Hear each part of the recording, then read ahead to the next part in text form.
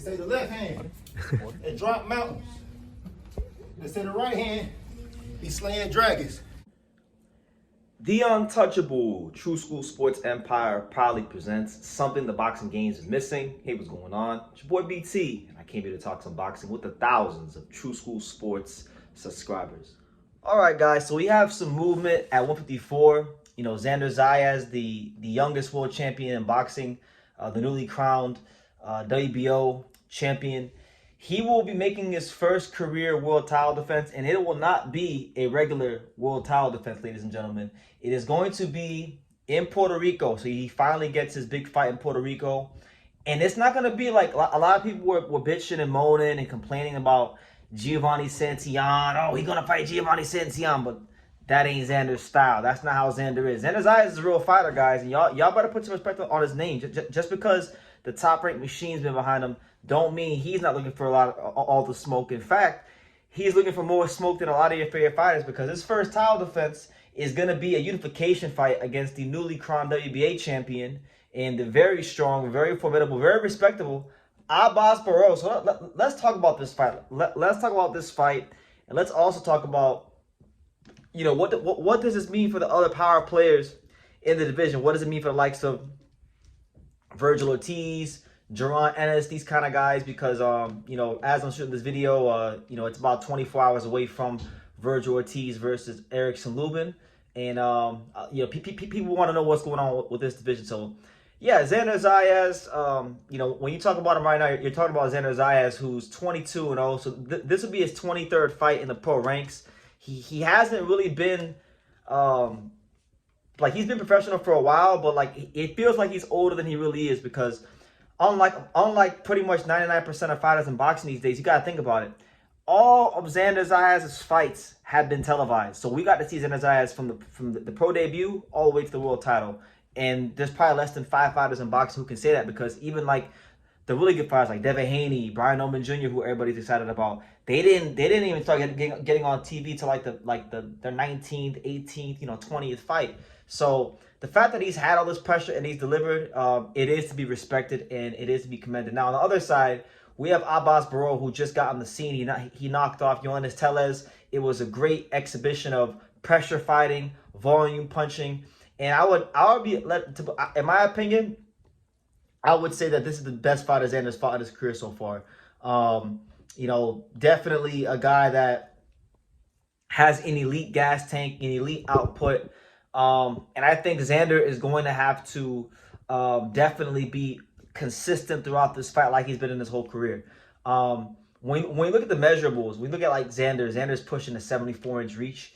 I'm not sure what Abass Baraou's reach is, so I might have to Google that while I'm talking to you guys. But I know Xander is definitely the longer fighter in terms of reach. Yeah, they don't even have his reach. You can't even find his reach. So I gotta go off the eye test. Abass Baraou's reach, I know, is shorter than Xander's. And the thing about Xander is, you know, he's 23 years old, so he's now just really filling out into his full frame. And I still think he could probably grow even a little bit more physically and maturation wise. Physically, he's maturing into like that strong boxer puncher frame that we used to see guys like Trinidad have back in the day. And I still feel like his best boxing is very much in front of him. He's a fighter that a lot of people tell me, they say, BT, you know, Xander Zayas, he doesn't really impress me. And my thing is like, okay, well, he's still developing. He's still growing. And I feel like he's been very consistent throughout his career. Sure, he doesn't have the athletic ability of a Jerron Ennis or like the one-punch knockout power or Brian Norman Jr. But what you have in Xander Zayas is a very well-rounded fighter, fundamentally sound. And if you were to go throughout his whole career, there's not many rounds. Forget fights, because he hasn't lost any fights. There's not many rounds that Xander Zayas has lost. He's been that damn consistent in his career. So I'm looking very forward to this fight, Abass Baraou. And for Baraou, it's a chance to like really stick his flag in the ground as the guy in this division. Because I know right now everyone's talking about Jerron Ennis, they're talking about Vergil, but like really and truthfully, those guys got names, but they haven't actually won the gold in this weight class yet. They got to actually still prove themselves at the championship level in this weight class. So as far as I'm concerned, when this fight happens, for this moment in time, the winner of this fight is the man in the 154 division. You know, I know Fundura technically is the man because he had a lineal belt, but in my mind, the winner of this fight will be the man of the division because they'll have 2 of the 4 belts and try to go undisputed. So we'll see how it goes. But as far as what does this mean for the 154 division, right? So we will start with Vergil Ortiz, because Vergil Ortiz played himself and Golden Boy have played him like a fool. Like he might, listen, it's very possible that 48 hours from now, you know, Vergil Ortiz might have a loss on his record. Like Lubin might beat him. Lubin has the jab and the experience and the power and all the attributes to beat a guy like Vergil Ortiz. And if that does happen, man, what a downfall it will be, because Xander Zayas said yes to Vergil Ortiz not once but twice. Vergil told Xander that he had bigger fish to fry because he was fighting the great Israel Madrimov, who I've always told you guys is not what they make him out to be. Good little fighter, but you guys do too much with Madrimov. And he big time Xander Zayas. And look, less than a year later from when he said that, you got Xander Zayas now in position to have half the belts in the weight class just like that. So tables turn quickly in life and in boxing. And as for Jaron Ennis, this is not good for him either, because this a lot of the Boots Brigade and a lot of the Jaron Ennis fan base thought that he would be getting the Abass Baraou fight. And I told you guys, I said, no, that's not going to happen. If you saw Xander Zayas face off with Abass Baraou after Abass Baraou beats Joannes Tellez for the title, it means they're going to fight. And a lot of y'all are like, nah, Boots is going to fight Abass Baraou. No, he's not. No, he is not.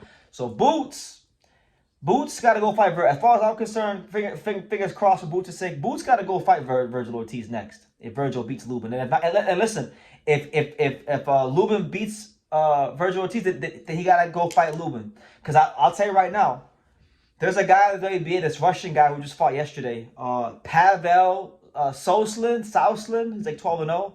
I better not see Boots fight him. He's like one of the top guys in the rankings. Boots better not fight no damn Pavel Souslin, because I'm getting out in front of it right now. Because I know if he does fight Pavel Souslin, you're going to have the whole Philadelphia justifying why he's fighting him next. So I'm telling y'all right now in advance, I'm getting it documented on video just in case, you know, Vergil and Boots don't happen next, and that's who he decides to go fight. But nonetheless, guys, respect to Xander Zayas and Abass Baraou, 2 true champions, 2 fighters that are not looking to waste time and get right down to it. You know, we always criticize fighters for marinating the titles and, you know, not going to the smoke, and here we have 2 guys that are not waiting at all. So as quick as a lot of you boxing fans and a lot of the media are to criticize fighters, I hope we can be equally as quick to praise these guys for putting it on the line in a good unification fight. And I think Xander will win. I like Abass Baraou, but I think this fight's happening at the right time for Xander. I feel like Xander, as good as Baraou proved to be against Tellez, you know, Tellez was finding holes in between the shots, and I think Xander has more craft. He's got underrated boxing skills, counter-punching ability, timing. So I don't think he'll stop Abass Baraou, but I think he's going to outpoint him like 117, 111, something like that. It'll be a really good fight. But listen, it's a championship level of boxing, so anything can happen. But I look forward to it. I think Xander will become the unified champion of the world. And a lot of your favorite fighters in this weight class, if you're a Boots fan, if you're a Vergil fan, if you're a Fedorov fan, a lot of your favorite fighters are going to look like, you know, cans for dragging their feet, fighting Usima Lima and Madrimov and these kind of guys. So anyway, I digress. Leave your comments down below. Make sure you guys take the time to subscribe. Like I say in every single one of these videos, you can love me or you can hate me, but I'm just a kid from Daniel. So until next time, take care. Thank you for watching True School Sports. Thank you for watching another video on the untouchable True School Sports empire, the home of boxing. We're on the road to 100,000 subscribers, guys. So help us keep being great. Help us keep pushing out that real boxing content for the fine folks all around the world. And make sure you jab, you hook, you Mike Tyson, you Mayweather that subscribe button. Pops, show them how they gotta hit the subscribe button. Pop!